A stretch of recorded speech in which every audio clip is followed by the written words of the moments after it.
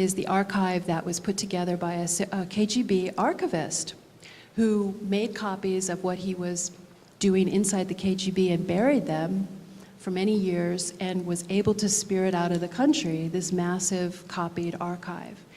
And I would say that in the Mitrokhin archive, one of the most significant findings that I made use of was evidence against Harry Hopkins, who was Roosevelt's top aide.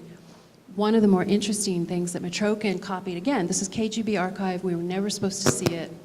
All the evidence against Hopkins, except for the witness of Major Jordan, is Soviet evidence, was the point at which J. Edgar Hoover, the FBI director, wrote a confidential letter to Roosevelt and Hopkins. So that shows you how important Hopkins was. This letter didn't just go to the president, it went to the two of them.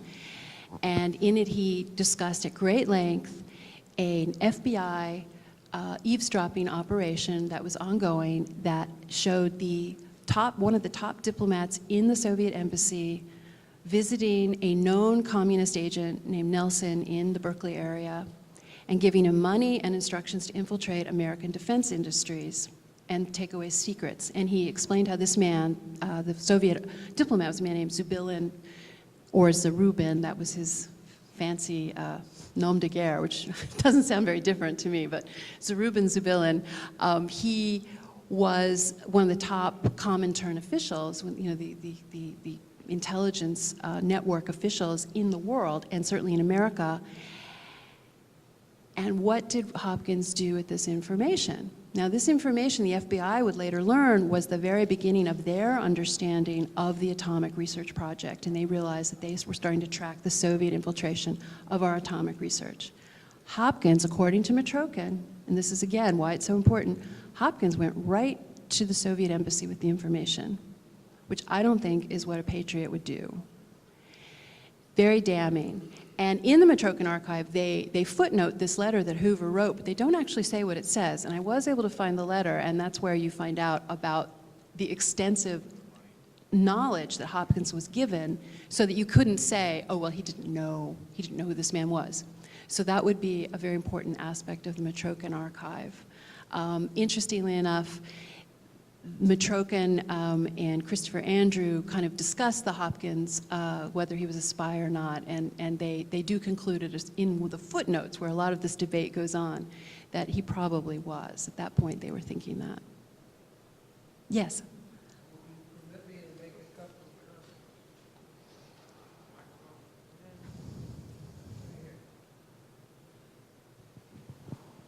comments. The communist revolution was to a great extent financed out of New York City by people like J.P. Morgan, Jacob Schiff, the House of Warburg, the Bank of England, and later on the Rockefeller family. Henry Ford built the world's largest truck factory at Novograd on the Volga River in 1926, which became the largest single source of building the Soviet tanks. Harry Hopkins, you mentioned, made a very interesting comment in 1936, prior to the election, when Alf Landon was running against Roosevelt. His comment was this: spend and spend, tax and tax, elect and elect, the people are too damn dumb to understand what's going on. One more comment. In 1940, prior to the election, at one of his infamous fireside chats, FDR looked right into the camera and said, "Mothers of America, I want to promise you that never again will your sons be asked to fight on foreign soil." True. Yep, that's very true. There was a lot of this going on. Again, hidden from Americans, or hidden, some of it was known, I mean, obviously much of it was known at the time, but in terms of the narrative that we have, that we inherit, much of this history is lost to us. I just had a question. Towards the end of your book, you made some comments about somebody who's been running for president every term. He's a socialist. I can't remember his name. Oh, Norman Thomas. Norman Thomas, okay. And you made a comment that he was absolutely giddy about the progress that had been made even without him winning. Right. And it was something to the effect of the American people have bought socialism, they just have not bought the name. Right. What is it about that name that makes everybody say that? You gotta remember, leading up in the nominations, Newt Gingrich, when he was asked, you know, he's on stage with all of these other guys and said, "Oh, do you think that?" He says, "Of course he's a socialist." Yeah. He says, "You just have to look at what he does to find it out." And everybody just creamed him for it. Right.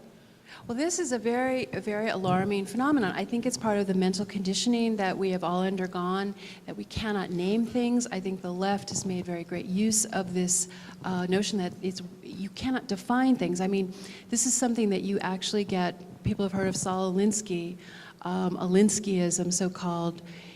Alinsky is a creature of Marx and Lenin. It is just another name, a confusing name, actually, so that we don't see the ideological roots going back. But he was very cognizant of this notion that you must leave things undefined in order for the left to advance, in order for globalism to advance. And indeed, this is a key, what we are up against very frequently, because we become so sensitive to, or sensitized against calling things what they are, whether it's discussing about Islam not being a religion of peace or Barack Obama being a socialist. I was very instructed, and I actually go through some of this in the book, with the point where we had elected Barack Obama, and there was a British journalist who wrote about this phenomenon, about how Americans cannot call him what he is, and that was something I was describing with my experience on CNN. He was European, and he was talking about, we have people like Barack Obama here, we call them socialists or democratic socialists, it's no big deal. What is America's problem? You know, you have a socialist president, join the club, it's a terrible club, but welcome to it. And this again becomes a taboo greater than anything. We saw it again in the election cycle. I think Bill O'Reilly asked Mitt Romney whether he would define Barack Obama as a socialist, and I think Mitt Romney said something like, "Oh, well, I don't really want to get into that, I just want to talk about his policies." Well, you have to get into it, you have to define things. I think that, probably the biggest strategic blunder that conservatives make, or Republicans make, maybe not conservatives as much, but is not to define things and not to call them what they are. We've become so afraid. We call it political correctness. Sometimes, we often do. Political correctness is Marx. Lexicons, anytime you have lists of words that are forbidden or not forbidden or permissible, you are going right back to Marx. You are going back to communist mind control, because when you cannot say things, when you have lists of things you cannot say, guess what happens?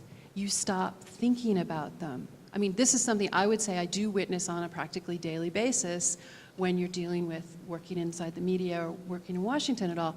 There are things that cannot be said. They can be happening, fires right in front of your face, but we don't talk about fire. We don't think about fire. And that's how we lose liberty. Oh, hi. Hi, Yeah. I'm in the field of speech. That's my profession. And I spend a lot of time telling my students, or asking them, what good is First Amendment if you cannot criticize something? What good is it? Right. And of course, they all had to admit it wouldn't be useful at all. And so it seems to me that one of the things that has happened over the last 60 years or 80 years has been this process of being told we can't criticize anything. And that's, We can't I make think, judgments. Yeah, too. we cannot. Yeah. Oh, no. And of course, that you might as well be stupid if you can't make a judgment. But I think we've got to do something about this, because common sense appeals. People realize they've got to be able to say, I don't like this. I don't like the way it's going.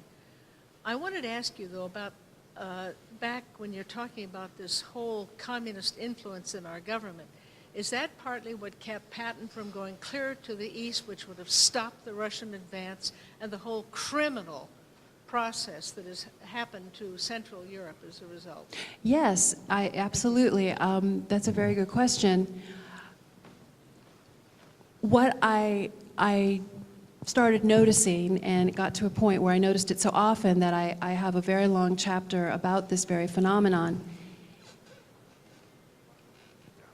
The debate over how to invade Europe was a big part of the debate leading up to D-Day, what we celebrate. And again, there's no criticism of our very brave forces, of the sacrifice of the American people, of our very good intentions, and so on. This is not about Americans, this is about the leaders. There is a pattern that emerges that I write up in great detail because it's a very shocking thing. That pattern was to force the invasion of Europe to be in the west of Europe, not in the southern central part of Europe. Now, people are very familiar that Winston Churchill wanted to have that southern central Europe invasion, and indeed, I'll say one of the things that brought me up short, there's a very good book that I rely on, a book by a Texas professor, actually, named Dunn, about the first ambassadors, American ambassadors to the Soviet Union. And he actually has a line in there that I quote where the paradox, something like the paradox was that we had to leave Europe in order to re-invade Europe again in northern France. And what he meant by that, of course, was that we were in Italy. We had an invasion that had happened by accident against the wishes of Harry Hopkins, against the wishes of General Marshall, who is then the Army Chief of Staff, and a very illustrious career to follow. And what becomes very clear is the Patton experience is almost a microcosm of this. Patton, as most people will know, was racing across Europe and was stopped. He was deprived of gasoline. He was blocked at every turn. You know, there is strong circumstantial evidence that indeed he may have been assassinated when he was killed. There's a very good book, I'm blanking out on the name at the moment, but I'll think of it, that lays out a lot of this evidence. It's very disturbing because Patton was also an anti-communist. He understood the Russian threat. People like that were being eliminated. They were there. It wasn't just Patton. There were people in the government. There were people coming to Roosevelt with information. George Earle, I mentioned earlier, our very first ambassador to the Soviet Union, a man named William Bullitt, a Sovietophile of the highest order. He was one of the people who drove this recognition. He went to Russia. He went to Moscow in about 1934 or 5, actually, our first ambassador, and about 18 months later, he had completely turned on the whole thing, and he came out against it, and he was trying to bring reason and sense to the whole relationship. He also came with a prescient layout of continued appeasement would turn Europe red. And of course, I haven't even mentioned what was going on in China, where China turns red again under this communist subversion of the government.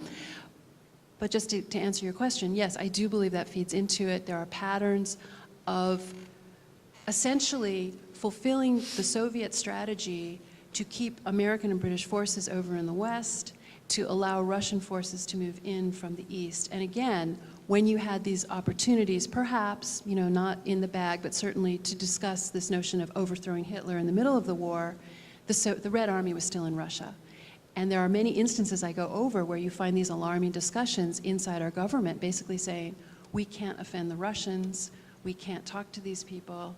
And we didn't.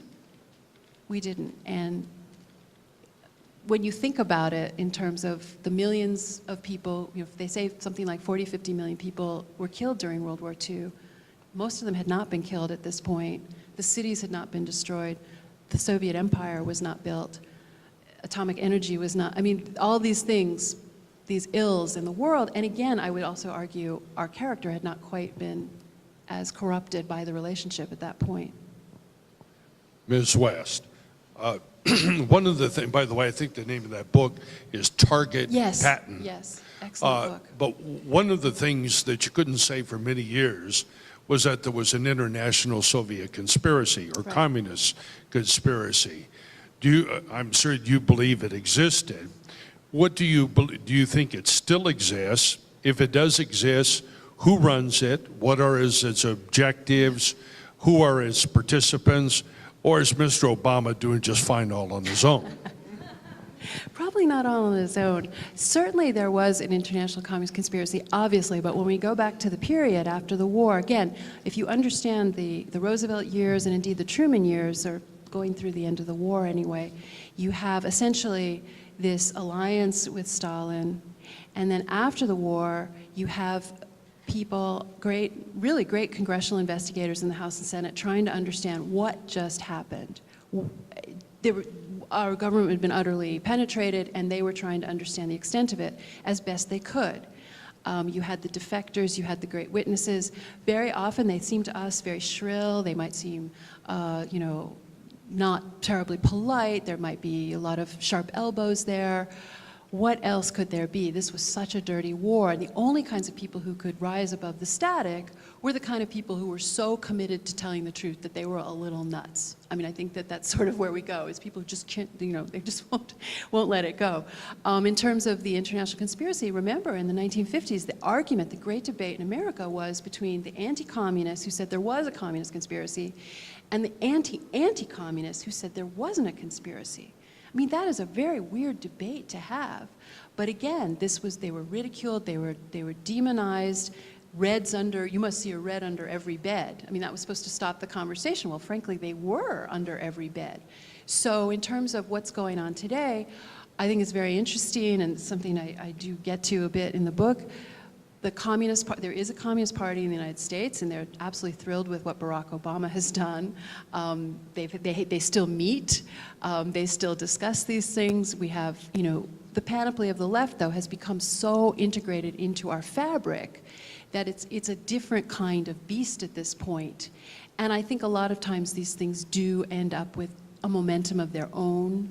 There doesn't have to be a puppet player, or there can be many puppeteers, and so on. So it's hard to identify. Certainly, Russia remains a threat.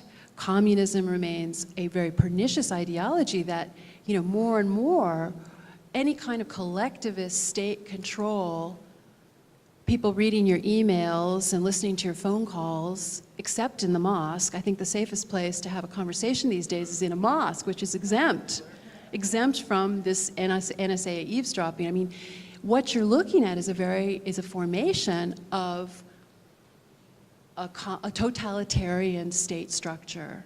And then they say, well, but it's for benign reasons, it's to keep you safe.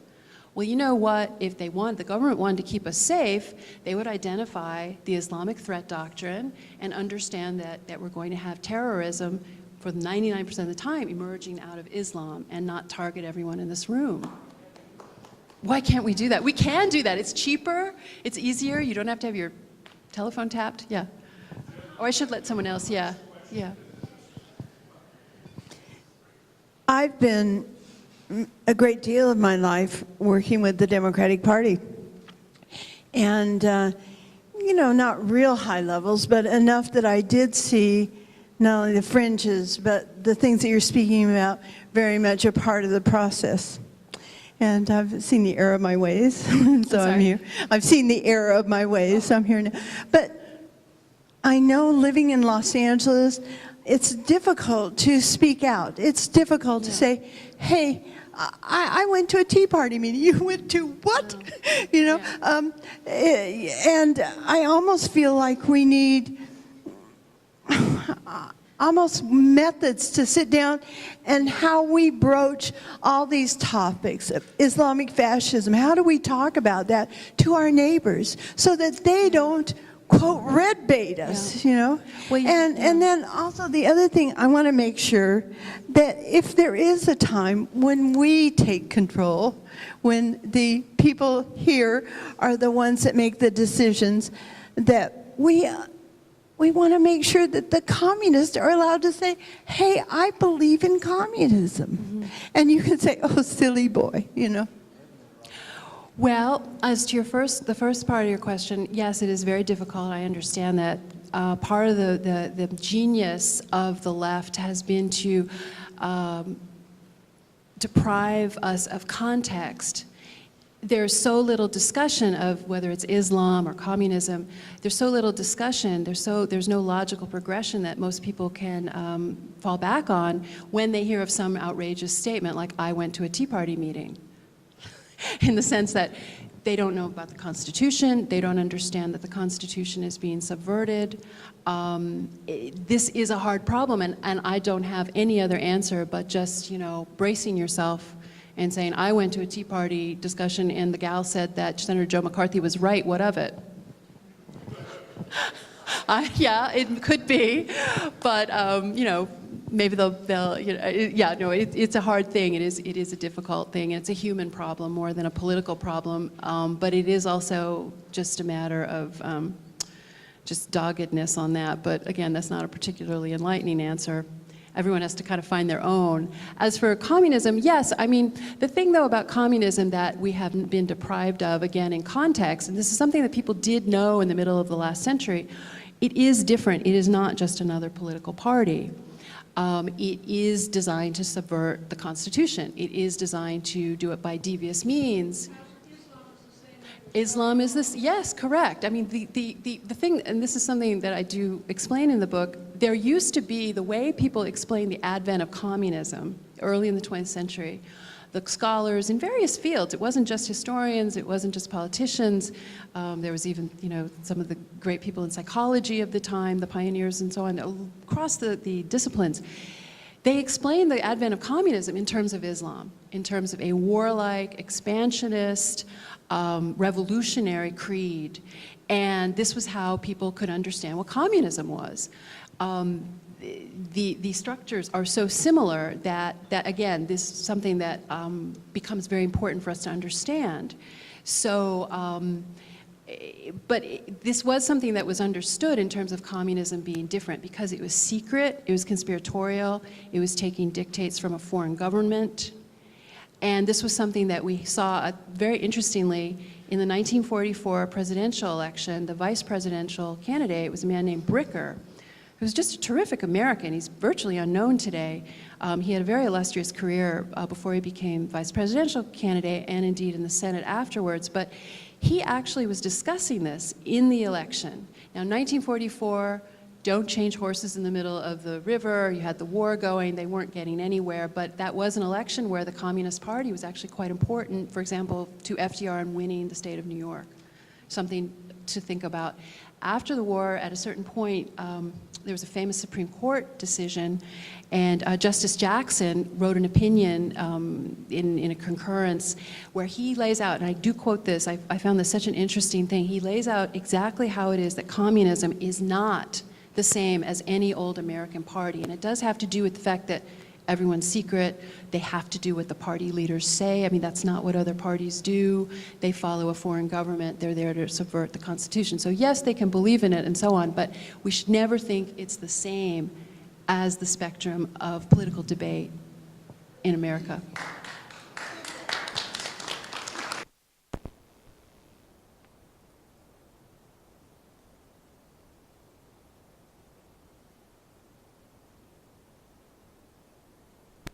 Outside that are available for purchase, and Ms. West has graciously agreed to stay behind to answer some more questions and to autograph that book of hers. So I want to compliment you on a great book that I have yet to finish. I look forward to it and a wonderful presentation. We hope you won't be a stranger. All right. Thank you so much. And I want to thank our hosts here again. And the folks who helped put it on. Judy, Benny, thank you. Allison and the rest of her team, Team Benny there, and everybody who puts us on.